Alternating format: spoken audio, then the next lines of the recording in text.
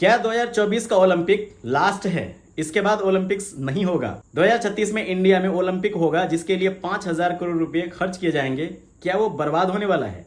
जिस एक्साइटमेंट से हम gold medal, silver medal, bronze medal का इंतजार करते हैं वो इंतजार खत्म हो जाएगा। आइए जानते हैं आज की इस वीडियो में। देखो, मैंने ये कहीं पढ़ा हुआ था कि कोई भी देश ओलंपिक होस्ट करना नहीं चाहती है और उसके कुछ रीजंस हैं जिसे देख करके मुझे भी शौक लगा और लगा कि आपको बताना चाहिए। इससे पहले कुछ रीजन के बारे में बात करूं, ये बता दूं कि ऐसा नहीं है कि ओलंपिक्स बंद हो जाएगा या बंद हो गया है, बट ओलंपिक्स को ऑर्गेनाइज करने में हालत खराब हो जाता है। जो देश ओलंपिक ऑर्गेनाइज करवाती है वो इस इवेंट से फायदा में नहीं रहती। अब क्योंकि ये इतना बड़ा इवेंट है तो सब उम्मीद करते हैं कि अगर 5,000 करोड़ एक देश खर्च कर रही है तो 5,000 करोड़ प्रॉफिट भी कमाएगी। बट शॉकिंग बात यह है कि वो लॉस में चली जाती है। आइए बताता हूं कैसे। 2014 में 11 सिटीज ने ओलंपिक होस्ट करने के लिए अप्लाई किया था।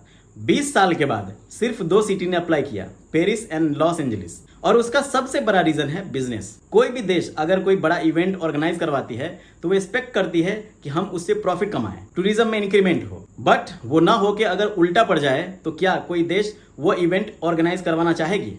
बिल्कुल नहीं। यही रीजन ओलंपिक के साथ हो रहा है। जो सिटी ओलंपिक होस्ट करती है वहां का बहुत सारा रिसोर्सेज खत्म हो जाता है। उन्हें हाउसिंग के लिए, ट्रांसपोर्टेशन के लिए, न्यू वेन्यूज के लिए, फैसिलिटीज के लिए एंड बाकी सब चीजों के लिए पे करना पड़ता है। एथेंस एंड बीजिंग 2008 ओलंपिक्स के लिए 22 वेन्यूज बनाए थे जिसके लिए 4,000 करोड़ रुपए खर्च किए। और जब बाकी चीजों को छोड़ के वेन्यूज में ही इतना खर्च करना पड़ता है तो कोई भी देश चाहेगी कि 10,000 करोड़ से ज्यादा का टर्नओवर हो, बिजनेस हो।